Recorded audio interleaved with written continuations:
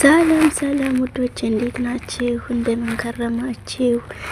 እያልን ዛሬ ብኩር ክፍል 17ን ይዘንላችሁ መተናል ማለት ነው።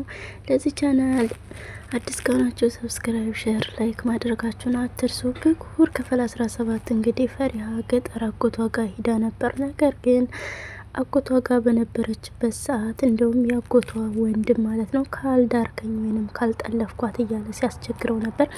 በዚህ ውዝግብ እያለች ወደ ከተማ እንሄድ ብሎ ሀሩን መጥቷል ፈሪሃ ጋር ማለት ነው። እና እንሄድ እያለ በዚህ ውዝግብ መሀል መና ትደውላለች ማለት ነው። መና እንግዲህ እናትየዋ የእንጀራ እናቷ በጣም እያሰቃየቻት እያስፈራራቻት በአባቷ በኩል ትገኛለች ማለት ነው። መናም እንግዲህ አባቷን ለማገኘት ስትል እሽሽ እያለቻት ነው እና ስልኳን እንደምንም እንዴተኛች ስልኳን ከመኝታ ክላሷ ታወጣና ለሀሩን ትደውላለች ማለት ነው። እንግዲህ ለሀሩን የደወለችበት ምክንያት መና ምንም አይነት ዘመድ የላትም ማለት ነው። ፈሪሃ እህቷ ብትሆን ማታውቅም መና ማለት ነው። እና ወደ ማንም ደውላ እርዳታ ለማን እንደምትጠይቅ ግራ ስለገባት ለሀሩን ደወለች። ሀሩንም አንስቶት ሄሎ መና ሲል ሄሎ ህይወት ሲል እኔ መና ነኝ ትለዋለች ማለት ነው።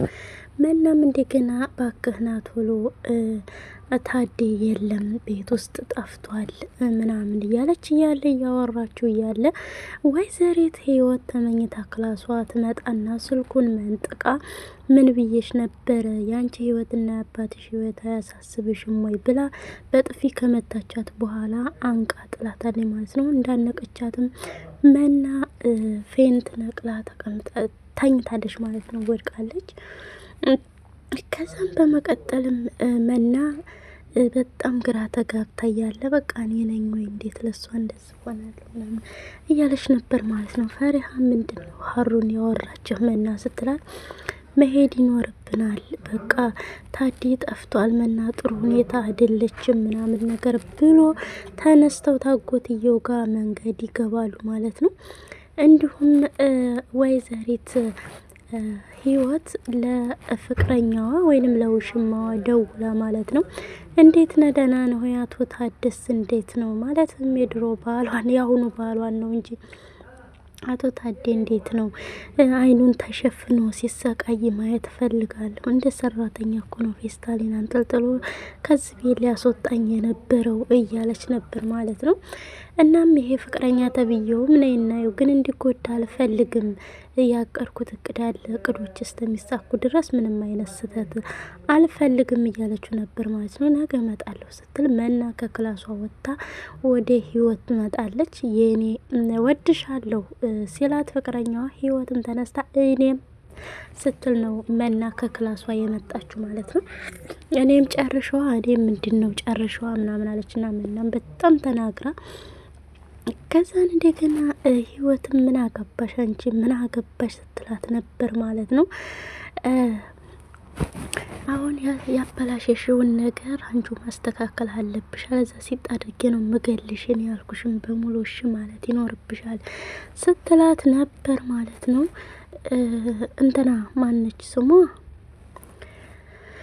ህይወትም መናን ማለት ነው። መናም እንደገና እሺ ብላ ለሀሩ ደውላ እኔ ስለናፈቀኝ ነው እንጂ እኮ ምንም አልተፈጠረም፣ የነገርኩ ሁሉ ውሸት ነው በይው ብላት ነበር ህይወት። መናም በቃ ግራ በተጋባ ሁኔታ ሀሩን ጋር ደውላ እኔ እኮ ስለናፈቀኝ ነው እንጂ እኮ ተቆይህም ቆይ እያለች በቃ ደስ በማይል ድምጽ ስትለው ሀሩንም እንዴት እንደዚህ ታያለሽ ምናምን ነገር እያላት ነበር። በነገራችን ላይ መተዋል እነሱም ቤት በታይ ስለደረሱ ትንሽ የፈሪሃን አጎት ደምስን ስላመመው ስለወደቀባቸውና እሱን እንትን ለማለት ነው እንጂ ቀርበዋል ማለት ነው። ስለዚህ መናም በቃ ብቻዋን እየተሰቃየች እያለ እኔ ለነገሩ ቢመጣም እኮ ምንም የሚያደርገው ነገር የለም፣ የሆነ ነፈዝ እኔ ባሳድገውም በእኔ ምንም የወጣው ባህሪ ነገር የለም እያለች ነበረ ማለት ነው። ህይወትም በጣም እየተበሳጨች እየተናደደች ነበረ። ነገር ግን መና በጣም ግራ ተጋብታ ቢመጣስ እያለች ነው ማለት ነው። እነሱ እየመጡ ነው እንግዲህ ህይወት ሱቅ ካርድ ገዝቼ ለመጣ ነው፣ ግን ምንም አይነት የጅል ስህተት እንዳሰሪ አባትሽን በህይወት ተፈለግሽው ምንም አይነት የጅል ስህተት እንዳሰሪ እያለ ብላ አስጠነቀቀች። አምናም ያልሽውን በሙሉ እሺ እያልኩ አይደለም ወይ? ምንድን ነው የምትፈልጊው? ምንድን ነው እያደረግኩ አይደለም ወይ? ባክሽን አባቴን በህይወት ነው የምፈልገው እያለቻት ነበር ማለት ነው።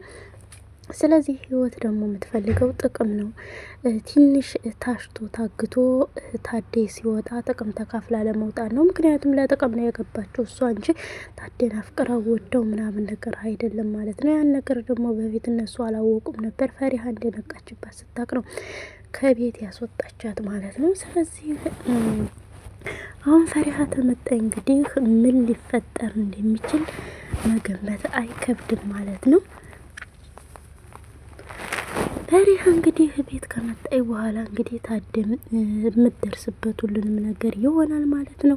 በእያንዳንዱ እርምጃዋ ህይወቴን እንግዲህ ፈሪሃ ከመጣይ እንግዲህ በጣም እንትን ትላታለች ብዬ ተስፋ አደርጋለሁ። አባታቸውን ፈልገው ያገኙታል የሚል ተስፋ አለኝ ማለት ነው። ስለዚህ ለመና እንኳን መጣ ይችላል። ለነገሩ ግን ሀሩንና ፈሪሃ ሲቀራረቡ መና ስለማትወድ ስለምትቀና ያ ማለት ሀሩን ትወደዋለች ማለት ነው። ስለዚህ ፈሪሃ ጋር ደግሞ ለጥላቻ እንዳይፈጥርባት ነው እንጂ የሚያስፈራው ፈሪሃ ከመጣይ ሁሉንም ነገር ታስተካክለዋለች ማለት ነው። እንግዲህ አጎት ደምስም መጥተዋል። ወይዘሮ ህይወት እንግዲህ ካርድ ለመግዛት ውጭ በወጣይበት ሰዓት ብዙ መንገድ ተጉዛ በጣም ራቀ። እቺን ጅል ፈሪሃ ነው እቺ ጅል ፈሪሃ እኮ እስከዛሬ ድረስ ለዝለዝ ተሆነ የነበረ ምናምን ነገር እያለች ነበር ማለት ነው። እንዲሁም ደግሞ እችኛይቱን ደግሞ ጅል ብልካት ደግሞ የሆነ ነገር ትፈጥራለች ብዬ ፈራሁኝ ምናምን እያለች ነበር። እና ራሷ እየሄደች እያለ ካርዶን ለመግዛት አጎት ደምስን አሞት ፌንት ነቅሎ ነበር እና እሱም መንገድ ላይ ቁጭ ብሎ ፈሪሃ ምስጤ ሀሩን ልየው ብላ ሀሩን ደግሞ ሄዶ ነበር ማለት ነው። መድኃኒትና ውሃ ለመግዛት ለአቶ ደምስ ማለት ነው። የራስ ምታት ምናምን ነገር ለመግዛት ክስቶ እየመጣ ያለ ነው። ፈሪሃ የእጅ ማነች መና የደወለችለት ና ፈሪሃም ልየው ብላ እንደሄደች እኔም እሺ ወደ አማዶ ሊሆንና ልጠብቃችሁ ብሎ አቶ ደምስም ሻንጣውን ሸከፍ አድርጎ አስፋልት ተሻግሮ እየጠበቀ እያለ ቁጭ ብሎ ህይወት ከወዳ መጣ። አንተ ማነህ? ና ካርድ ገዝተህና እስኪ እዚህ ቁጭ ብለህ ከምትለምን ምናምን ነገር እያለችው ነበርና አልሰማውሽኝ ነው ምናምን ነገር አላት። አጎት ደምስም ምንድነው እቴ እዚህ ቁጭ ብለህ 5-10 ከምትለምን እኔ 10 ብር ሰጣለሁ ካርድ ገዝተህና ስትለው እኔ እኮ ለማኝ አይደለሁም ምናምን ነገር ሲላት እሷ ግን በጣም ንቄት ማለት ነው ለመሳደብም ደርሳ ነበር ማለት ነው።